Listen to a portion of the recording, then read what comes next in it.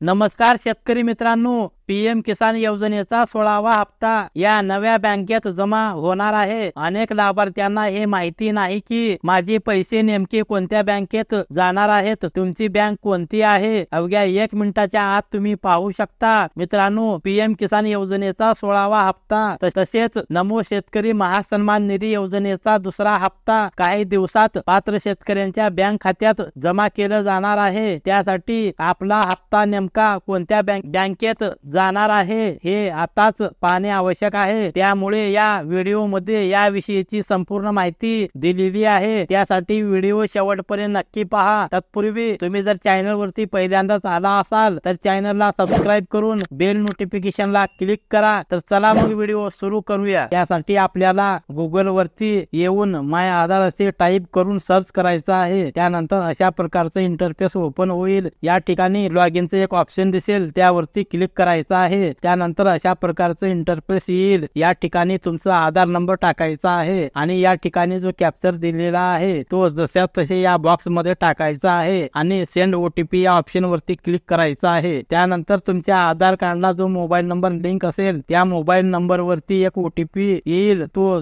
OTP या ठिकाणी टाकायचा आहे आणि लॉग इन या ऑप्शन वरती क्लिक करून लॉग इन करून घ्यायचा आहे। त्यानंतर तुमच्या समोर अशा प्रकारचं इंटरफेस येईल, त्यामध्ये भरपूर असे ऑप्शन दिसतील। त्यापैकी तुम्हाला बँक सेडिंग स्टेटस या ऑप्शन वरती क्लिक करायचं आहे। त्यानंतर अशा प्रकारचं इंटरफेस येईल। तर मित्रांनो, अशा प्रकारे आपल्या आधार कार्डला कोणती बँक लिंक आहे याची माहिती या ठिकाणी दिलेली आहे, हे तुम्ही पाहू शकता। तर मित्रांनो, कोणती बँक डीबीटी ला लिंक आहे, एनपीसीआय ला लिंक आहे, कोणत्या बँकेत हे पैसे जाणार आहेत हे आपल्याला चेक करायचे आहे। मित्रांनो, या ठिकाणी बँकेचे नाव सुद्धा दाखवले जाईल। बँक सेडिंग स्टेटस जो आहे, कोणत्या बँकेचा ऍक्टिव्ह आहे की इनऍक्टिव्ह आहे ते सुद्धा दाखवले जाईल। तुमच्या आधार कार्डचे 4 डिजिट सुद्धा या ठिकाणी दाखवले जाईल। तर मित्रांनो, शासकीय योजनेचे सर्व पैसे याच बँकेत जाणार आहेत। धन्यवाद मित्रांनो।